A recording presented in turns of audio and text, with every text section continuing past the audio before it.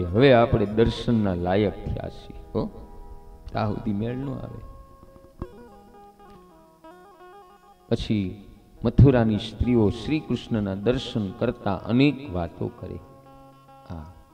એક સ્ત્રી કે જો પેલો મૂરપૂછનો મુંગટ રહ્યો ને એ શ્રી કૃષ્ણ લાગે છે, એણે જ કે પૂતના રાક્ષસીને મારી છે. આમ અનેક પ્રકારની વાતો કરે.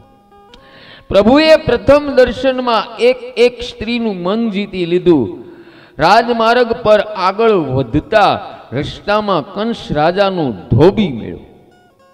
આ ધોબી કંસ રાજાના કપડા લઈને રાજમહેલમાં જાય અને આ ધોબી રામા અવતારનો છે. જેણે મારા રામની અને સીતાજીની નિંદા કરી હતી એ નિંદા કરનારો ફરી કૃષ્ણ અવતારમાં ધોબી થઈને જ આવ્યો. યાદ રાખજો, નિંદા નરક સમાન છે. નિંદા કરનારો જીવ કઈ દી સુખી થતો નથી અને એને છુટકારો મળતો નથી. એ જલ્દી છૂટતો નથી. હવે ધોબી પાસે શ્રી કૃષ્ણ કપડા માંગ્યા. કંસનો દૃષ્ટ જીવ ધોબી શ્રી કૃષ્ણને અકળાઈને કહેવા લાગ્યો કે તારા બાપ દાદાએ આવા કપડા કોઈ દિવસ જોયા છે? એ આ તો કંસ રાજાના કપડા છે. આ કાંઈ તારું ગોકળિયું ગામ નથી. હમણાં સિપાહીને બોલાવીશ, તને મારશે, તને પકડી જશે. આમ ધોબી ભગવાનની નિંદા કરવા લાગ્યો. પણ મોટા ભાઈ બલરામથી આ સહન થયું નહીં. એટલે બલરામજી કહે, કનૈયા તું આ ધોબીને જટ માર. કારણ કે બલરામજીની એક યુગની દાજ હતી. લક્ષ્મણજી હતા ને રામા અવતારમાં, એ કે નતર હું પતાવી દઉં. અને કનૈયો કહે મારા મોટા ભાઈનો હુકમ થાય ને હું હુકમનું પાલન ન કરું. કનૈયાએ ધોબીના મુખ ઉપર જોરદાર ફડાકો માર્યો. ધોબી ત્યાં મરણ પામ્યો. બોલો બાલ કૃષ્ણલાલ કી. બહેનો ભાઈઓ, ભગવાનનો કાયદો છે કે માણસ જે અંગે વધારે પાપ કરે ને અંતમાં એ જ અંગમાં સજા થાય. ધોબીએ મુખથી નિંદા કરેલી, તેથી પ્રભુએ ધોબીના મુખ ઉપર ફડાકો મારેલો. માટે એકે અંગથી પાપ ન કરવું, યાદ રાખજો. હવે બહેનો ભાઈઓ, કનૈયાને ચોરી કરવાની ટેવ તો પડી ગઈ. એટલે કનૈયો પોતાના ગોવાળ મિત્રોને કહે, હાલો ધોબીનું પોટલું ખોલો. હવે બાળકો કનૈયાને કે સલાહ દે છે, અરે કનૈયા, નંદબાબાએ આપને કહેલું કે રસ્તામાં તોફાન કરશો નહીં, અને તે તો રસ્તામાં જ આ ધોબીનું રામ બોલો ભાઈ રામ કરી નાખ્યું, અને પાછો તું પોટલું ખોલવાનું કેસ. કનૈયો કહે એમાં તમને ન ખબર પડે, તમને આગળ વધારે બીજી ખબર પડશે. હું આ બધાનો માલિક છું. પણ બાળકોની હિંમત થતી નથી. પછી શ્રી કૃષ્ણ પોતે પોટલું ખોલી અને બધાય બાળકોને વસ્ત્ર આપે છે. કનૈયો જેને જેને જે વસ્ત્ર આપે એને બરાબર માપના બેસી જાય. અને આ બાળકો પછી અંદરો અંદર વાતું કરે કે જો તો ખરા, કનૈયો જેને જેને વસ્ત્ર આપે છે એ બધાને બરાબર માપમાં બેસી જાય છે. આ કે આ દરજી અદ્ભુત છે. ખરેખર આ દરજી અદ્ભુત જ છે ને બહેનો ભાઈઓ. આ જગત મારા પરમાત્મા શ્રી કૃષ્ણે બનાવ્યું. બધાયના ચહેરા અલગ અલગ છે. કોઈનો ચહેરો કોઈની સાથે મળતો આવે અને હોળ આની મળતો આવે તો ગડબડ ગોટો થઈ જાય. પછી શ્રી કૃષ્ણએ અને બલરામે વસ્ત્ર ધારણ કર્યા. બહેનો ભાઈઓ, મારો કનૈયો જ્યાં સુધી ગોકુળમાં રહ્યો ત્યાં સુધી ઘણા નિયમ એને રાખ્યા. પહેલું, માથાના કેસ નથી ઉતાર્યા. બીજું, હાથમાં શસ્ત્ર ધારણ નથી કર્યું. ત્રીજું, શિવેલા કપડા નથી પહેર્યા. અને ચોથું, પગમાં પગરખા નથી પહેર્યા. આવા નિયમ મારા કનૈયાના હતા. હવે આગળ જતા શ્રી કૃષ્ણને સુદામા માળી મેળવ્યો.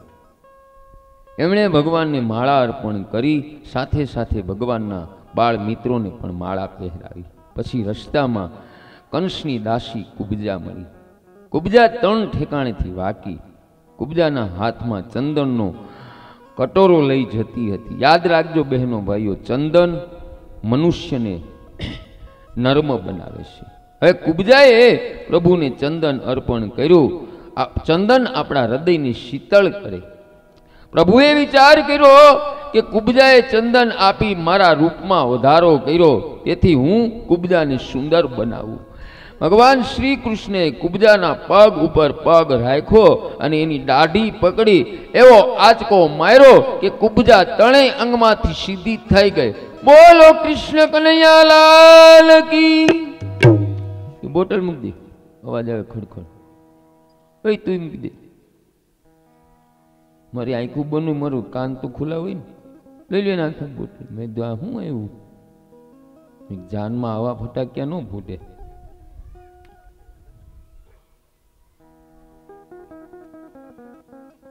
હું તો બી ગયો સુરેશભાઈ, ત્યાં નવા ફટાકી આવ્યા કે ઓલા જૈન વાણિયાના,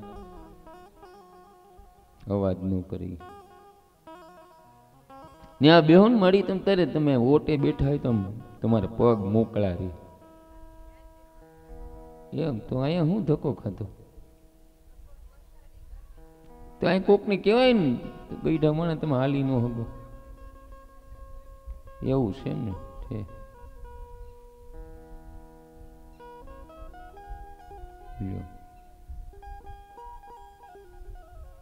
સારું લ્યો. શું નામ તમારું? ચારણ દેવ છું. એમ સારું સારું લ્યો. હા હા સારું સારું લ્યો. ચારણ દેવી છે એમને? મને ખબર છે ને.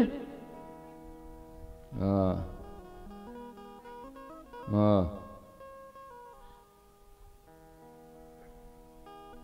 થેલીમાં હું લેવાય તો કયો.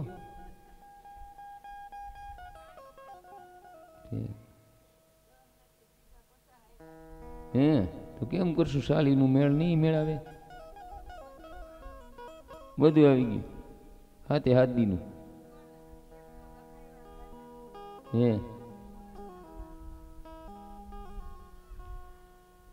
સારણ થોડા મોડા પડે, સુરતને થભાવી દે.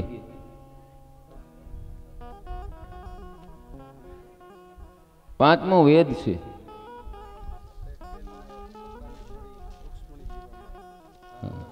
કઈ ભલે ભલે.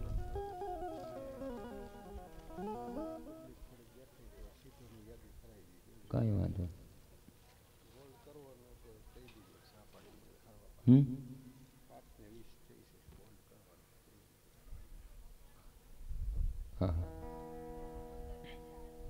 વાહ વાહ.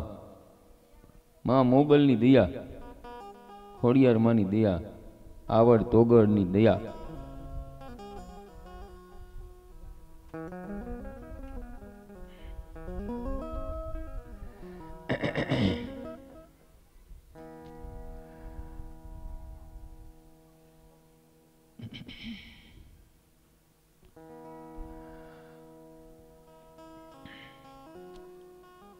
તો ક્યાં હતા આયમાં? આપણે ક્યાં હતા કથામાં?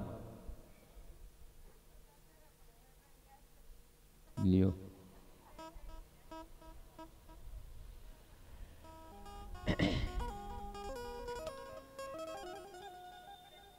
હે અરે કથામાં ક્યાં હતા? આપણે બધા એક જ ગામના છીએ ભગવાનના. આ તો ખાલી હમણાં વિખાઈ જાય બધું.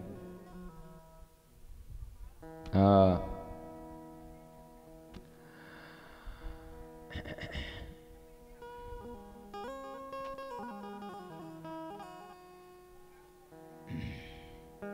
ભગવાને કુબજાનો ઉદ્ધાર કર્યો.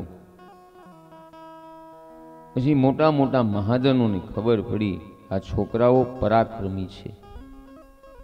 આ છોકરાઓનો અત્યારે આદર સત્કાર કરશું તો આગળ જતા કામ લાગશે. અગમ બુદ્ધિ વાણીઓ આપે થોડું અને ઘણું લેવાની આશા રાખે. હવે વાણીઓ વિચાર કરે કે આજે થોડોક ખર્ચ કરીશ ને તો કાલે લાભ થશે. એટલે વાણીઓ બહેનો ભાઈઓ દુકાનમાંથી બહાર આવીને ભગવાનને બે હાથ જોડીને કહે કે આ દુકાન તમારી છે, આ બધું તમારું છે. આમ કહી ભગવાનને દુકાનમાં લઈ જાય અને ભગવાનને ફક્ત પાન સોપારીને ફૂલની માળા અર્પણ કરે છે. અને વાણિયા બોલવામાં બહુ ચતુર હોય, બહુ ચતુર હોય. વાણિયા પોતાની જાતને બુદ્ધિમાન ગણે, પરંતુ બુદ્ધિનો ઉપયોગ કેવળ પૈસા કમાવા માટે કરે એ કાંઈ બુદ્ધિમાન કહેવાય? બુદ્ધિનો ઉપયોગ પરમાત્મા માટે કરે તે બુદ્ધિમાન કહેવાય. ભાગવતમાં ચોખ્ખું લખેલું કે વાણિયાએ ભગવાનને પાન અને ફૂલની માળા અર્પણ કરી, છતાંય પરમાત્મા એની ઉપર પ્રસન્ન થયા કે ગમે તેવો હોય પણ હેતથી મારો આદર કર્યો. એટલે ભગવાન કહે કે બોલ તારી શું ઈચ્છા છે, માગ. ત્યારે વાણીઓ કહે કે પ્રભુ મારી એક જ ઈચ્છા છે કે લક્ષ્મીજી સદાય અમારા ઘરમાં નિવાસ કરે, બીજાના ઘરમાં જાય નહીં. ભગવાન કહે કે તારે જ્ઞાન વૈરાગ્ય ભક્તિ નહીં હો બાપા, ઈ કે એનાથી તમને દૂર રાખો, ઈ કાંઈ અમારે જરૂર નથી, ફક્ત લક્ષ્મી આપો. ભગવાન કે જા તથાસ્તુ. ભગવાને વરદાન આપ્યું. હવે તે જ સમયે બહેનો ભાઈઓ વાણિયાની દુકાનમાં ગરાગ આવ્યા અને વાણિયો પોતાના ધંધામાં લાગી ગયો. હવે ભગવાન વાણિયાને પૂછે છે, એ શેઠ આ ધનુષ યજ્ઞ તરફ જવાનો અમને રસ્તો બતાવો ને. ત્યારે વાણીઓ કહે અત્યારે અમને ધંધો કરવા દો, આગળ જઈને કોઈને પૂછી લ્યો. ભગવાન હસીને કહે વારે વાણિયા લક્ષ્મી મેળી એટલે બધુંય ભૂલી ગયો. યાદ રાખજો બહેનો ભાઈઓ, આ બધુંય યાદ રાખ્યા જેવું છે. એમ ન માનતા કે મરણ કેવલ પરીક્ષિતને તક્ષક નાગ કરડવાનો છે, આપણે બધાને તક્ષક નાગ કરડવાનો છે. 7 વારમાંથી આપણું એક વારમાં મોત નક્કી જ છે.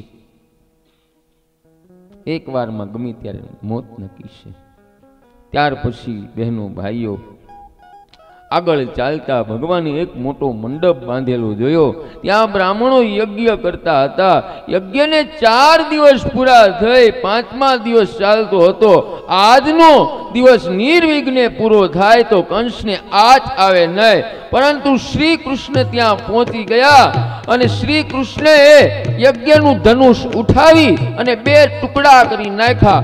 બોલો કૃષ્ણ કનૈયાલાલ કી. કંસના સૈનિકો યુદ્ધ કરવા આવ્યા, પણ બલરામજીએ એવું પરાક્રમ બતાવ્યું કે બધા ત્યાંથી ભાગી ગયા અને કંસને સમાચાર આપ્યા કે મહારાજ આપનો યજ્ઞ અધૂરો રહ્યો છે અને ધનુષ ભંગ થયો છે.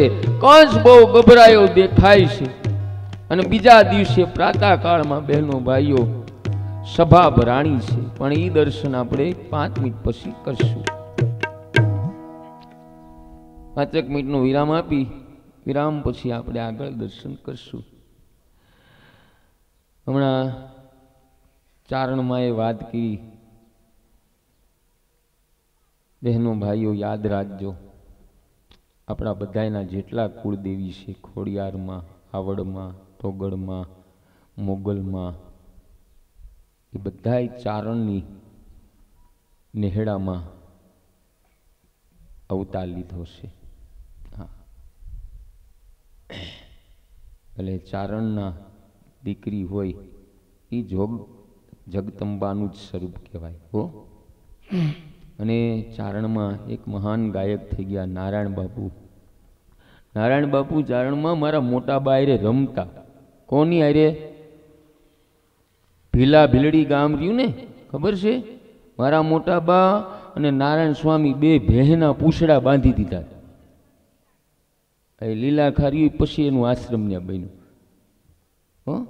ભેહના પૂછડા બાંધી દીધા. મને બધાની ઇતિહાસની ખબર. સતયુગ નહીં, કળિયુગની વાત કરું છું. તો આપણે 5 મિનિટનો વિરામ દઈ આગળ પછી કથાનું દર્શન કરશું. બીજું કે જેમને કોઈને સીધા નિમિત્તે જે કાંઈ લખાવાનું હોય તો સુરેશભાઈ સીધા નિમિત્તે લખે છે, એટલે એ તમે લખી શકો છો અત્યારે, બરાબર.